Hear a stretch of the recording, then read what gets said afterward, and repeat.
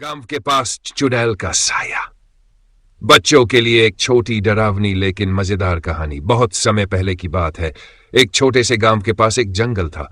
उस जंगल के बारे में कहा जाता था कि वहां रात के समय चुड़ैल घूमती है। लोग डर के मारे उस जंगल के पास भी नहीं जाते थे। गांव में एक नटखट लड़का रहता था जिसका नाम राहुल था। राहुल को डर नाम की कोई चीज नहीं पता थी। वह हमेशा नई नई जगहों पर जाने और चीजों को जानने के लिए उत्सुक रहता था। एक दिन राहुल ने अपने दोस्तों से कहा, मैं जंगल में जाऊंगा और देखूंगा कि ये चुड़ैल की कहानी सच है या बस लोगों की बनाई हुई बात है। दोस्तों ने उसे मना किया, लेकिन राहुल ने किसी की नहीं सुनी। रात को जब पूरा गांव सो रहा था, राहुल चुपके से अपने घर से निकला और जंगल की ओर चल पड़ा।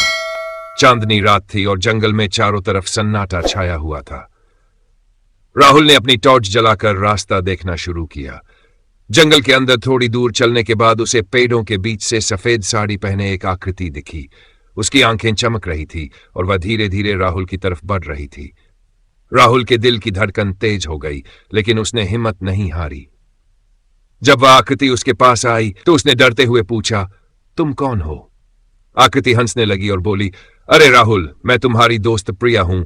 मैं तुम्हें डराने के लिए यह नाटक कर रही थी। राहुल ने चैन की सांस ली और कहा, तो ये सब तुम्हारा मजाक था? अच्छा, अब मैं तुम्हें सबक सिखाऊंगा।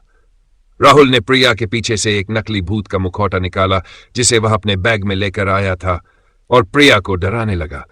प्रिया डर के मारे चिल्लाने लगी और दौड़कर गांव की ओर भागी। दोनों ने बाद में इस घटना पर खूब हंसी की।